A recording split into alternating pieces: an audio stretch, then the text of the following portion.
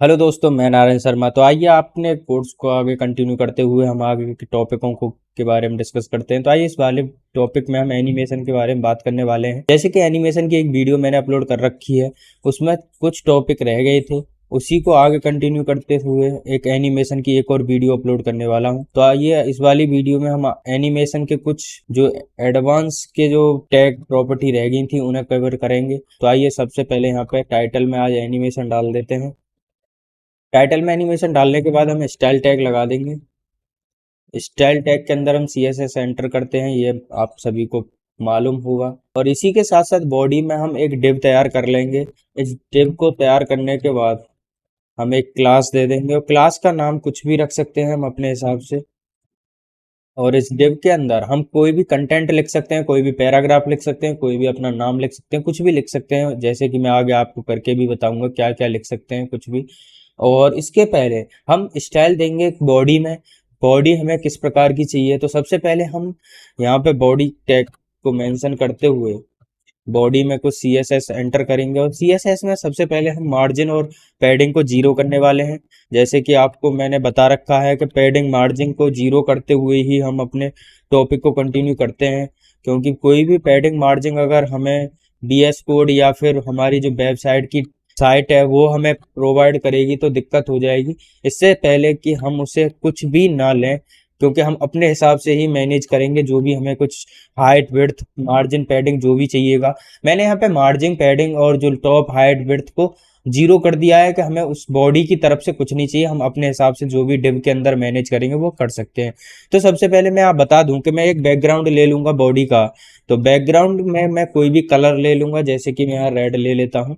Red colour के साथ साथ मैं यहाँ पोजीशन इसकी फिक्स करूंगा। जो वेबसाइट जो मतलब मेरी वेबसाइट होगी उसका जी जो बॉडी होगी उसकी पोजीशन को मैं फिक्स कर दूंगा। तो यहाँ पे मैं उसकी पोजीशन फिक्स कर देता हूँ और मैं अपने वेब पेज पे आपको दिखाता हूँ कि एक रेड कलर की बॉडी पूरी तैयार हो गई है। अब इसमें हम कैसे एक एनिमेशन को अपने रन कराएंगे, आइए वो चलते हैं। कि जो हमने एक डिप बनाया था, क्लास जो मैन बनाया था, उसको हम यहाँ पे मेंशन कर लेते हैं और उसमें स्टाइल देंगे। और उसमें क्या क्या स्टाइल देंगे, सबसे पहले हम उसकी विड्थ और हाइट देने वाले हैं। विड्थ को मैं 250 पिक्सल रखता हूँ और उसी के साथ साथ हाइट को भी मैं 250 पिक्सल रखता हूँ। एक स्क्वायर फॉर्म में ले लूंगा, एक मैं बॉक्स तैयार कर लूंगा। और उसके बाद मैं उसका बैकग्राउंड जो है, बैकग्राउंड इमेज को मैं बना लूंगा। जैसे कि मैंने आपको बताया था कि इनलाइन ग्रेडेंट होता है, लाइनर ग्रेडेंट और रेडियंट ग्रेडेंट होते हैं। हम इनको यूज करते हुए आज इस टॉपिक को कंटिन्यू करेंगे। जैसे लाइनर ग्रेडेंट में हम कोई भी कलर, जैसे रेड, पिंक, तो ऐसे कलर कुछ मैंने ऐड कर दिए हैं बैकग्राउंड लाइनर ग्रेडेंट के अंदर। और इसके बाद मैं बता दूं, जैसे मैंने आपको बता रखा है कि एनिमेशन के लिए हम उसका नाम डिफाइन करते हैं, वो भी मैं यहाँ करके दिखाऊंगा। उससे पहले मैं आपको पोजीशन को बता दूं कि जो मैंने यहाँ पे पोजीशन बॉडी की फिक्स्ड की है और यहाँ पे मैं उसकी या तो रिलेटिव करना चाहूंगा या एब्सोल्यूट। तो रिलेटिव मैंने यहाँ पे पोजीशन उसकी कर दी है, जो मैन है बॉडी की कर दी है मैंने फिक्स। और जो मैंने डिप बनाया था उसकी रिलेटिव कर दिया, या कि इसकी मतलब कि बॉडी मेरी फिक्स रहनी चाहिए और बॉडी के अराउंड वो रन कराना चाहिए। मतलब जो मेन डिव है वो उसके रिलेटिव होना चाहिए, बॉडी के रिलेटिव, बॉडी के साथ साथ। तो बॉडी फिक्स रहेगी और उसके बॉडी के चारों तरफ साथ साथ उसके ये बॉक्स घूमेगा। तो आइए मैं अभी दिखाऊंगा आपको। तो उससे पहले मैं यहाँ पे अपने वेब पेज पे आपको एक बार दिखा दूं कि एक बॉक्स तैयार हो चुका है, जैसे आप देख पा रहे होगे यहाँ पे। और उसके लिए मैं आपको एक बात बता दूं कि यहाँ से मैं इस रेड कलर को हटा के बीच में रख देता हूँ, जिससे कि वो थोड़ा सा आपको अच्छे से समझ में आ जाएगा। तो यहाँ पे आप देखेंगे अब कि ऊपर से पिंक कलर आ चुका है और रेड बीच में आ चुका है। तो अगर मैं इसका बॉर्डर देना चाहूँ तो बॉर्डर भी दे सकता हूँ। तो आइए उससे पहले मैं एनिमेशन की बात कर लेता हूँ। एनिमेशन के सबसे पहले मैं आपको बताऊंगा, एनिमेशन का हमको ना एक नेम देना होता है, जो जो कि मैंने आपको डिफाइन अच्छे से कर रखा है, कैसे कैसे हम क्यों नेम देते हैं। तो उससे पहले मैं आपको इस इस नाम को मैं यहाँ पे लिख देता हूँ। मैंने इस एनिमेशन का नाम दीपक रखा है, आप कुछ भी रख सकते हैं। अपना नाम रख सकते हैं या फिर कोई भी XYZ रख सकते हैं, इसका नाम जरूर रखना होता है। तो उसके बाद एनिमेशन की जो डिले है, जो टॉपिक मैंने आपको कवर करा रखे हैं पिछली वीडियो में, वो टॉपिक और एनिमेशन के एक्स्ट्रा टॉपिक मैं इसमें ऐड करने वाला हूं। तो डिले जैसे मैं आपको यहाँ बता रहा हूं, तो डिले में कर देता हूं 1 सेकंड की। तो यहाँ पे आप समझ पा रहे होगे 1s लिख रहा हूं। अगर मेरी वीडियो से आप कंटिन्यू जुड़े हुए हैं तो इन बातों को अच्छे से आप समझ पा रहे होगे, क्योंकि ये सारा कुछ मैंने अच्छे से डिफाइन कर रखा है पिछली वीडियो में। तो यहाँ पे मैं उसके बाद रखूंगा कि जो टाइमिंग फंक्शन है, जो मेरे एनिमेशन का जो टाइमिंग है, उस जो फंक्शन है टाइमिंग का, उसको मैं कैसे रखने वाला हूँ, तो उसको मैं इजिली इन आउट रखने वाला हूँ। इसका भी मैं मतलब आपको बता दूंगा और बता भी चुका हूँ। तो आइए उसके बाद मैं आपको जो एनिमेशन ड्यूरेशन है उसको मैं यहाँ पे दे देता हूँ। एनिमेशन ड्यूरेशन दे देता हूँ 5 सेकंड की। और उसके बाद एनिमेशन ड्यूरेशन के साथ साथ मैं इसका जो मेरे एनिमेशन का फुल मूड है उसको भी मैं दे देता हूँ, उसका मतलब भी मैं आपको समझा दूंगा। तो आइए उसके बाद मैं यहाँ पे दे देता हूँ एनिमेशन, यहाँ पे फुल मूड दे देता हूँ। यहाँ पे मैं कुछ भी दे सकता हूँ, यहाँ पे मैं फॉरवर्ड्स दे दूंगा। आप यूज कर लीजिए, जो और भी आपको अभी टाइटल यहाँ पे प्रॉपर्टी दिखी थी उनको एक एक करके यूज कर सकते हैं। ये सारा कुछ कवर कराना तो वो वीडियो बहुत लंबी हो जाती है, तो इसके लिए मैं एक जो अच्छे से और ज्यादा यूज होने वाला प्रॉपर्टी होती है उसे ही यहाँ पे यूज करके दिखाता हूँ। तो उसके बाद मैंने यहाँ पे ड्यूरेशन ले लिया और यहाँ पे फुल मोड ले लिया है। और उसके बाद मैं यहाँ पे पोजीशन जो मैंने यहाँ रिलेटिव रखी है, और उसके बाद एनिमेशन जो टाइमिंग रखी, जो टाइमिंग देते हैं कि हम वो कितनी बार चलना चाहिए, तो उसको भी यहाँ पे मैं ऐड कर देता हूँ एनिमेशन के लिए। तो यहाँ पे मैं कोड को ऐड कर देता हूँ। तो इसके लिए अगर मैं यहाँ 2 लिखूंगा तो वो 2 बार रन करके और एक जगह रुक जाएगा। अगर मैं यहाँ इन्फानाइट मतलब वेबसाइट पर जाऊं और वो चलता रहे, तो इसके लिए हम इन्फानाइट यूज कर सकते हैं। तो उसके लिए सबसे पहले मैं यहाँ 2 यूज करूंगा जिससे कि मैं आपको करके दिखा सकूं।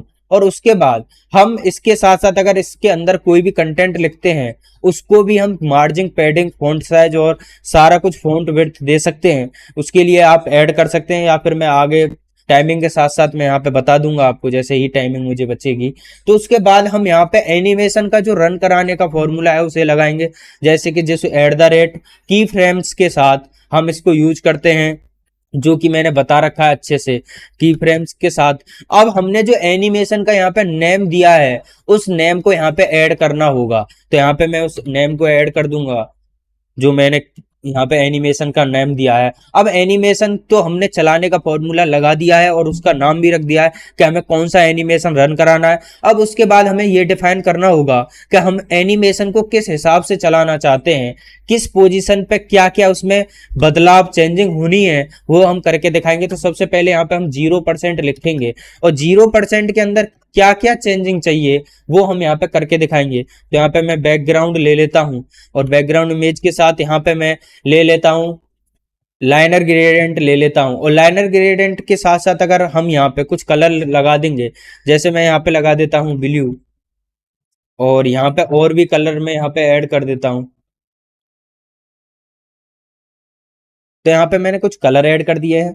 अब इसी के साथ साथ मैं आपको बताऊंगा कि वो कैसे कैसे एनिमेशन रन करेगा। ये वाली बात हमें अच्छे से समझनी है, इसको आप ध्यान पूर्वक समझिएगा। अगर मान लीजिए सबसे पहले आप यहाँ पे मेरे वेब पेज पे देखें कि एनिमेशन टॉप पे है और लेफ्ट साइड में रखा हुआ है, इस एनिमेशन को यहां से हम रन कराना चाहते हैं। तो आइए हम वो कैसे रन कराएंगे, आइए देखते हैं। सबसे पहले टॉप पे लिखा है तो यहाँ पे करेंगे टॉप, और टॉप को करेंगे हम 0, टॉप को 0 पिक्सल करेंगे, मतलब हमें टॉप से रन कराना है, टॉप से 0 रहना चाहिए, मतलब टॉप पे होना चाहिए। और उसी के साथ साथ हम यहाँ लेफ्ट पे रखेंगे 0 पिक्सल, मतलब लेफ्ट से और टॉप पे वो 0 साइड पे रहना चाहिए, टॉप पे और लेफ्ट से वो 0 रहना चाहिए। तो यहाँ इसका मतलब टॉप से और लेफ्ट से 0 कब रहेगा, टॉप से भी 0 और लेफ्ट से भी 0, तो इसका मतलब ये इधर या इस साइड पे रखा रहेगा। तो इससे स्टार्ट करेंगे, जब 0% हो तो टॉप पे भी 0 होना चाहिए और लेफ्ट पे भी 0 होना चाहिए। तो उसी के साथ साथ हम जब इसका हम आगे देंगे, अगर 25% जब हमारा एनिमेशन होगा, जब एनिमेशन 25% पे जाएगा, तो उसके बाद हम लोग क्या क्या चेंजिंग चाहिए तो वो यहाँ पे हम ऐड करेंगे। जैसे यहाँ पे बैकग्राउंड इमेज को भी हम चेंज करेंगे और यहाँ पे लिखेंगे रेडियंट ग्रेडियंट रखेंगे और इसके कलर को हम चेंज कर देंगे, इन्हीं कलरों को थोड़ा चेंज करके यहाँ पे रख देंगे। तो यहाँ पे मैंने कुछ कलर रख दिए। अब उसके बाद अभी तक हमने टॉप जब 0% होगा तो टॉप पे 0, लेफ्ट पे 0। अब उसके बाद जब हम इसे 25% मतलब 25% पे ये जाएगा, उसके बाद इसमें क्या चेंजिंग होंगी, तो यहाँ पे लिखेंगे हम टॉप से वो 0 ही रहना चाहिए, टॉप से वो 0 पिक्सल ही रहना चाहिए। पर जब अब वो लेफ्ट से हम करेंगे तो लेफ्ट से वो या तो 900 पिक्सल या आप अपनी बॉडी के अनुसार उसे ऐड कर सकते हैं। मैं यहाँ पे कुछ 1000 रख के देख लेता हूँ, अपनी बॉडी के हिसाब से उसे मैनेज करेंगे आप। तो उसे लेफ्ट से हमें 1000 करना है, तो यहाँ पे मैं लेफ्ट लिख लेता हूँ। यहाँ पे आप समझिए कि टॉप से 0 रहने वाला है और जो लेफ्ट है उससे 1000 पिक्सल तक वो जाएगा। जैसे मैं यहाँ पे अपने वेब पेज पे आपको दिखाऊं कि यहाँ टॉप से ये देखिए ये जा रहा है 1000 पिक्सल तक, ये टॉप से 1000 पिक्सल तक जा रहा है, जहां तक 1000 पिक्सल मेरी बॉडी हो रही है वहां तक जा रहा है। तो इसको मैं, या इसका मतलब बॉडी को मैं और बढ़ा दूंगा। जैसे मैं यहाँ पे कर देता हूँ इसको 1800 पिक्सल कर देता हूँ और उसके बाद मैं आपको करके दिखाता हूँ। तो यहाँ पे देखिए 1800 पिक्सल तक ये जाएगा और ये, और उसके बाद टॉप पे तो वो 0 रहेगा, मतलब टॉप से तो वो वहीं पे चिपका रहेगा, पर लेफ्ट की साइड 1800 पिक्सल तक वो जाएगा। तो यहाँ पे आप समझ रहे हो कि इसे मैं थोड़ा कम कर देता हूँ, जैसे कि कर देता हूँ मैं इसे 1850 कर देता हूँ, जिससे वो सही पूरी बॉडी पे फिक्स बैठे।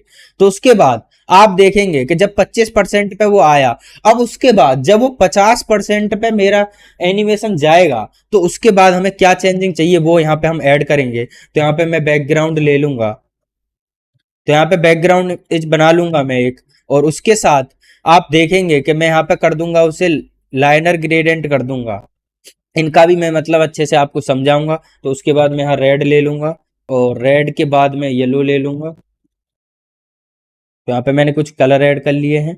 अब उसके बाद मैं आपको बताऊंगा कि जब टॉप से, तो अभी 0 0 था और लेफ्ट में था 1850 पिक्सल। अब उसके बाद टॉप से वो थोड़ा नीचे आएगा, तो उसके लिए हमें क्या करना होगा, यहाँ पे आप देखेंगे कि जब टॉप से हमें नीचे बुलाना होगा तो हमें टॉप से कितना नीचे बुलाना होगा वो यहाँ पे हम ऐड करेंगे। तो यहाँ पे लिखेंगे टॉप, और टॉप में जो वैल्यू हमें नीचे, अगर हम इसकी कर देता हूं मैं 800 पिक्सल।